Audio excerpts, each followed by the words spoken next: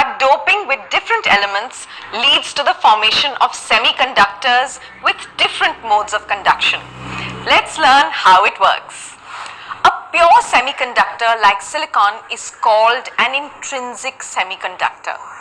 The conduction of electricity in silicon takes place due to both the intrinsic charge carriers, the free electrons and the holes, which are the same in number.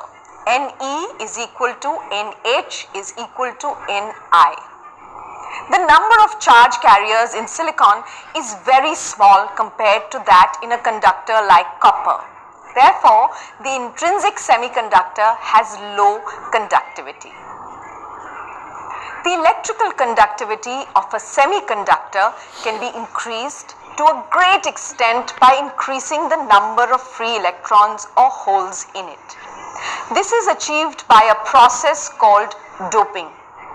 Doping is a process of deliberate addition of desirable impurity atoms, trivalent or pentavalent, to a pure semiconductor in a controlled manner.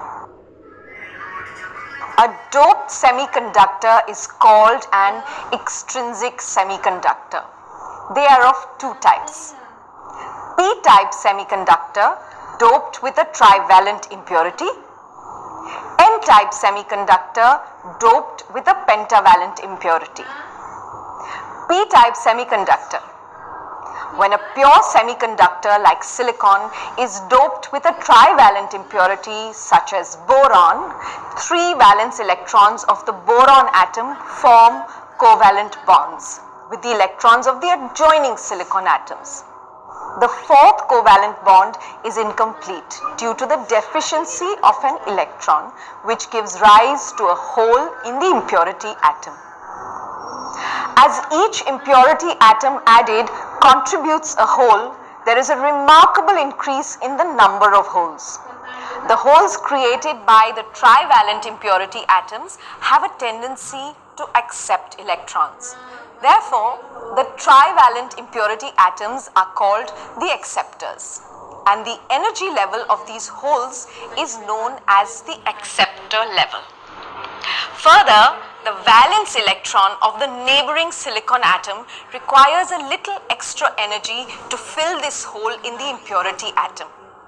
This means the energy level of the holes created by the impurity atom is a little above the energy level of the valence electrons.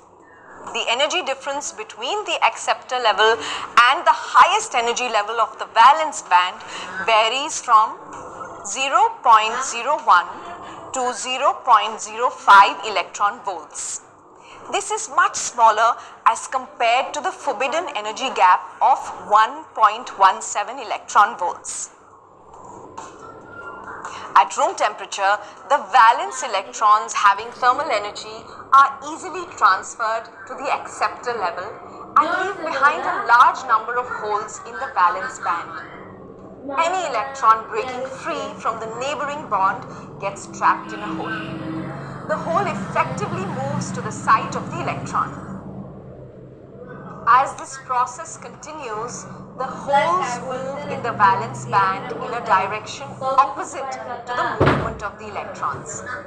These holes act as current carriers in a p-type semiconductor. In p-type, the valence band holes outnumber the conduction electrons generated by thermal agitation by many orders of magnitude. Hence, the holes are referred to as the majority charge carriers and the free electrons as the minority charge carriers. Thus, the electrical conductivity of the semiconductor is greatly enhanced due to the increased number of holes as the charge carriers.